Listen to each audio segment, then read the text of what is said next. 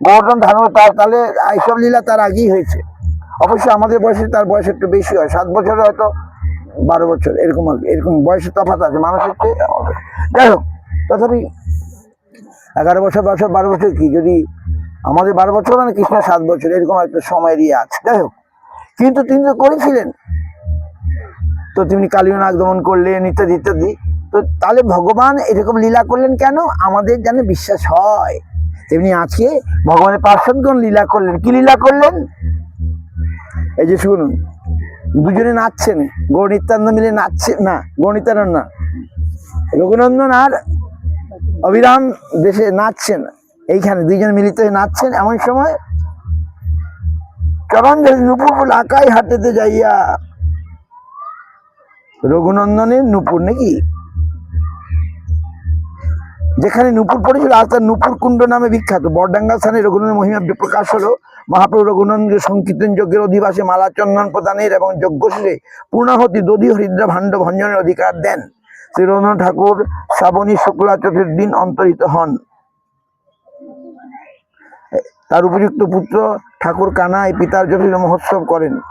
এছাড়া বরডাঙ্গা সরকার ঠাকুরের ভজনস্থলী বিখ্যাত, চৈতন্যমঙ্গল লিখন স্থান বলে বিখ্যাত।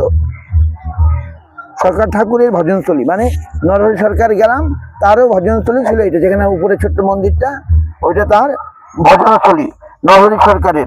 প্লাস আর কি, আর হয়েছিল চৈতন্য মঙ্গল। এবার নরহরি সরকারের এক শিষ্য ছিল, কি নাম? লোচন দাস ঠাকুর। লোচন দাস ঠাকুরের কথা জানেন? বলিনি আজকে, লোচন দাস ঠাকুর জানে এসেছি। কেমন ভক্ত তারা, আমরা শুনলে অবাক হয়ে যাবেন, বিস্মিত হয়ে যাবেন। তাদের ভক্তি করতে শুরু করবেন, তাদের গান করতে শুরু করবেন। লোচন দাস ঠাকুর ভগবানের ভক্ত, ছোট থেকেই ভক্ত ছিলেন। ওই যে উচ্চ বটগাছের নিচের স্থানটা, ওইখানে বসে তিনি চৈতন্য চরিত কথা লিখেছিলেন, একটা বই। তখনকার দিনে বই লেখা অত সোজা নয়, আমাদের মতো কাগজ কলম এরকম ছিল না। হয়তো বট পাতা, ভুজ পাতা, কিছু পাতার মধ্যে লিখতে হতো কত কষ্ট করে, তাল পাতা ইত্যাদি লিখতে হতো কত কষ্ট করে। তিনি ওইখানে বসে লোচন দাস ঠাকুর কি লিখেছিলেন? চৈতন্য মঙ্গল, মানে চৈতন্য দেবের জীবন কথা। বৃন্দাবন দাস ঠাকুর লিখেছেন, কৃষ্ণদাস কবিরাজ লিখেছেন, তিনিও লিখেছেন। তো তারপরে সুন্দর সুন্দর গৌরাঙ্গের গান লিখেছেন, আমরা যদি সময় পাই গাইবো, আমাদের বেলা হয়ে গেল। গৌর নিত্যানন্দের গান লিখেছেন, নিতাইয়ের গান লিখেছেন, খুব সুন্দর কীর্তন। আপনি যদি গান করেন, বাড়িতে বসে এগুলো গান করেন, একা একাই করেন, গৌর নিতাই আপনাদের প্রতি কৃপা করবে। যাই হোক, আমরা লোচন দাস ঠাকুরের লীলাভূমিতে এসেছি। তার জন্মস্থান এটা নয়। লোচনের জন্মস্থান কোথায়? এই বর্ধমান জেলায় কোগ্রাম, নতুন হাটের কাছে কোগ্রাম। আমরা গিয়েছিলাম, গতবার আমি গিয়েছিলাম, এবারে আর যাওয়া হয়নি। লোচন দাস ঠাকুর ছোটকাল থেকেই ভক্ত। তো তার গুরুদেব হচ্ছেন কে? নরহরি সরকার। জি, নরহরি সরকার জি। এখন ছোটকাল থেকে, এখন তার পিতামাতার ইচ্ছা বিবাহ দেওয়ার। পিতামাতা হয়তো ভক্ত, তিনি বিবাহ হয়ে গেল। আগের কালে অল্প বয়সে বিবাহ হতো। ক বছর বয়স? খুব অল্প বয়স, খুব অল্প বয়সে 10 বছর 8 বছর এরকম সব মেয়েদের বিয়ে হয়ে যেত। বিয়ে হয়ে তারা আবার বাবা বাড়ি থাকতো, আবার বড় হলে স্বামীর কাছে আসতো, এরকম আর কি। তো কি হলো, লোচন দাস বিয়ে করেছেন, এবার বউ তো চলে গেছে বাবার বাড়ি, কিন্তু লোচন দাস থেকে আর বউয়ের দিকে কোনো মন নাই, টান নাই, শ্বশুরবাড়ির দিকে যায় না, নিজেই ভজনাদি নিয়েই ব্যস্ত আছে। দেখি এখন মেয়ে তো বড় হয়ে গেছে, বউ বড় হয়ে গেছে, এখন তার যে পিতামাতা মানে লোচনের শ্বশুর শাশুড়ি, তাদের চিন্তা হয়ে গেল কি, আমাদের জামাই তো ভক্ত, ওদের মেয়ের দিকে আর কোনো স্মরণ নাই, মেয়েকে হয়তো ভুলে গেছে নাকি। তখন কি হলো, মেয়েকে হয়তো ভুলে গেছে, তাই তাদের ভয় হয়ে গেল। তারা গুরুদেবের কাছে এসে বললো, প্রভু আপনি একটু বলুন ওকে। নরহরি সরকার প্রভুকে বললো, আপনি একটু বলুন লোচন দাস ঠাকুরকে একটু যেতে যেতে, বউর দিকে কোনো খোঁজখবর নিচ্ছে না, কি ব্যাপার। আর গুরুদেবের আদেশে লোচন দাস ঠাকুর যাচ্ছে। কোথায় বাড়ি ছিল, শ্বশুর বাড়ি কোথায় ছিল, কে বলতে পারে? কদিন আগে তো দাঁড়িয়ে গেল। আমোদপুর, বোলপুর সাঁইথিয়ার মাঝামাঝি আমোদপুর গ্রামে, বর্ধমান জেলার ঘুষকরার কাছে। তো আমোদপুরে হচ্ছে শ্বশুর বাড়ি। এখন গুরুদেব বলছেন যেতে হবে, লোচনদাস ঠাকুর চলেছেন শ্বশুর বাড়ি। যেই শ্বশুর বাড়ি অনেক দিন যান নাই, ভুলে গেছেন ঘর কোথায়, ঘর বাড়ি কোথায়, শ্বশুর বাড়ি কিছু মনে নাই। এখন এরকম গ্রাম, তো গ্রামে গিয়ে একটা দেখেন একটা পুকুর বা কিছু, পুকুরে ঘাটে একটা মাতাজি, একটা মহিলা বসে হয়তো বাসন মাজছে কি স্নান করছে করছে, গিয়ে বলে, মা আমি অমুকের বাড়ি যাব। ও অমুকের বাড়ি, ওই ওই তো ওইদিকে যান। দেখিয়ে দিল। যেই লোচনদাস ঠাকুর বাড়িতে আসলেন, এসে আরে ওই যে মহিলাকে তিনি মা বলেছিলেন ওইটাই তার বউ। হ্যাঁ হ্যাঁ, সেই দিন থেকে তিনি আর কখনোই আর ওকে মা রূপেই দেখতেন, আর কোনোদিন আর, মানে এত ত্যাগ স্বীকার করলেন নাকি, আর কোনোদিন আর স্ত্রী বুদ্ধি করেন নাই আর কি, মা বুদ্ধি করেছিলেন। এরকম ত্যাগ, যার কিছু নাই সে তো ত্যাগ করতেই পারে।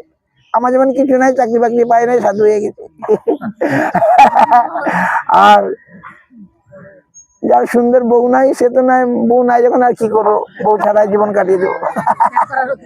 আর বউ যার আছে, আর সে যদি ছাড়ে সেটা হবে সত্যিকারের। সে যদি ভগবানের জন্য ত্যাগ করে, তার কোনো দোষ হবে না, বরঞ্চ তার মহিমা আরো বেড়ে যাবে। যেমন কার বেড়েছিল? মহাপ্রভু কে ছিল? বধূ কে ছিল? বিষ্ণুপ্রিয়া। কত বছর বয়স ছিল? 14 বছর মাত্র বয়স ছিল যখন মহাপ্রভু সন্ন্যাস নেন। তখন 14 বছরের সুন্দরী বিষ্ণুপ্রিয়া কে ছেড়ে তিনি যে সন্ন্যাস দিলেন, তার যে প্রতিষ্ঠা ছিল, পাণ্ডিত্য ছিল, এসবকে ত্যাগ করে তিনি এরকম বৈদিক বসন পরে ভিখারির মতো হয়ে গেলেন। সেই দেখে নবদ্বীপবাসী যারা মহাপ্রভুকে চিনতে পারে নাই, তারা এবারে চিনতে পারলো। আমরা নিমাই পণ্ডিতকে চিনতে পারিনি, ভাবছি আমাদেরই প্রতিবেশী। ন নিমাই পণ্ডিত সাধারণ কেউ ন, তিনি স্বয়ং ভগবান। তাদের এবার বোধ হলো, চেতন হলো। তাহলে ত্যাগ, এতখানি ত্যাগ স্বীকার করলেন লোচনদাস ঠাকুর। কেন? যার নাই সে তো, যার পয়সা করি নাই সে তো সাধু হতেই পারে, আর যার পয়সা করি আছে সব কিছু ছেড়ে, স্ত্রী নাই, স্ত্রী আছে কার, যেমন রঘুনাথ দাস গোস্বামী, তার ইন্দ্র সম ঐশ্বর্য ছিল, তার অপ্সরা সম স্ত্রী ছিল, এসব থাকা সত্ত্বেও তিনি মহাপ্রভুর চরণে চলে এসেছিলেন। তার ত্যাগটা কি বড় ত্যাগ। আর যার কিছু নাই তার ত্যাগ কি? যাই হোক, লোচনদাস ঠাকুরের সবই ছিল, তারপর তিনি সব ত্যাগ করে বসে ভগবানই তাঁর যে নিবেদিত প্রাণ, তার আর কি অন্যদিকে মা বলছেন, রঘুনাথ দাসের মা বলছেন, এই ছেলেটাকে দড়ি দিয়ে বেঁধে রাখো। বাবাকে বলছে, কেন? পালিয়ে যাবে তো। তখন বাবা বলছে, ইন্দ্রসম ঐশ্বর্য যার, ইন্দ্রসম ঐশ্বর্য আর স্ত্রী অপ্সরা সম যারে নারীল রাখিতে, দড়ির বান্ধনে কি তারে পারিবে রাখিতে? হ্যাঁ, মহাপ্রভুর বাতুল কেহ নাহি রাখিতে পারে। যার মহাপ্রভুর কৃপা যার উপরে হয়েছে, এই জড়জগতের সামান্য তুচ্ছ জিনিস ছাড়তে তার আর সময় লাগে না। আর যারা ভগবানের কৃপা পায় নাই, সাধুগুরু বৈষ্ণবের কৃপা পায় নাই, তারা এই সামান্য, আগে একটু বললাম, তারা ওই আখের ছিবড়াগুলি চিপিয়ে ভাবতে যেতে পারে যদি কোনো টেস্ট পাওয়া যায়। কালকেই শুনছিলাম, আখের ছিবড়া চিবিয়ে রস পাওয়া যায়। যাদের সাধুগুরু বৈষ্ণবের কৃপা হয় নাই, এই যে কৃপা কি করে হবে? এই যে আজকে আপনারা আসলে আপনাদের সকলের কৃপা হয়ে যাবে। কেন?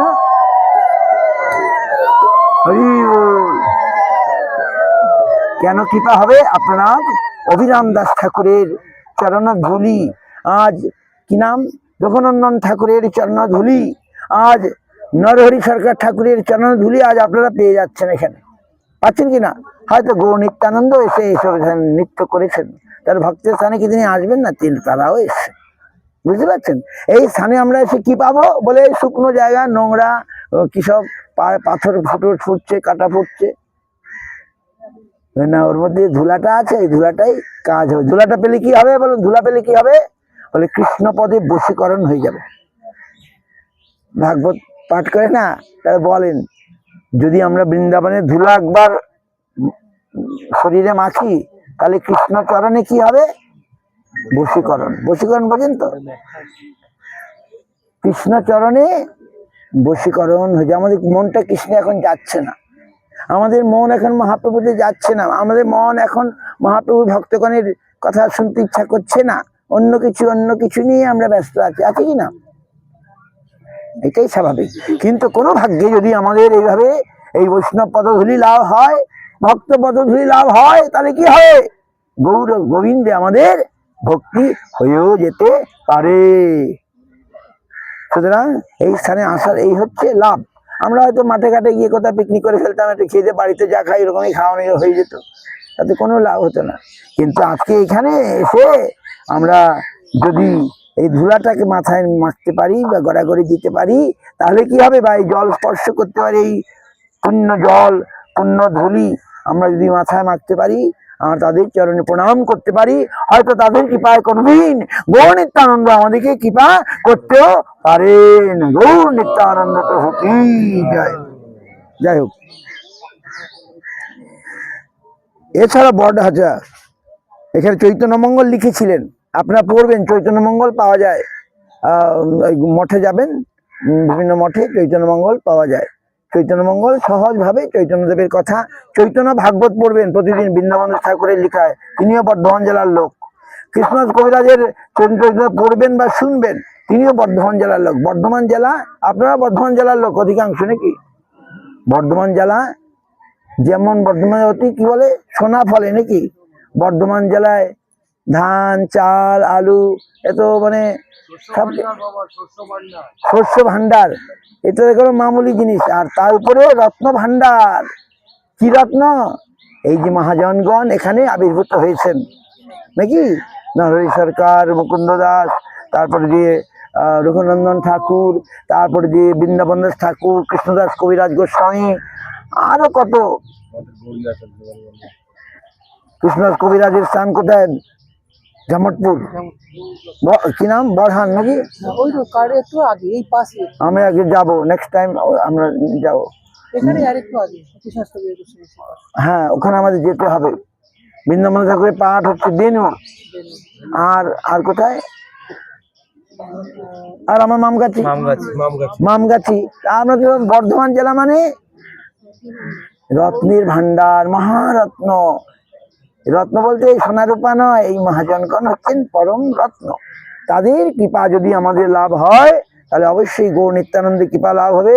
গৌর নিত্যানন্দের কৃপা লাভ হলে বৃন্দাবনে রাধা গোবিন্দের কৃপা অবশ্যই লাভ হয় নাকি?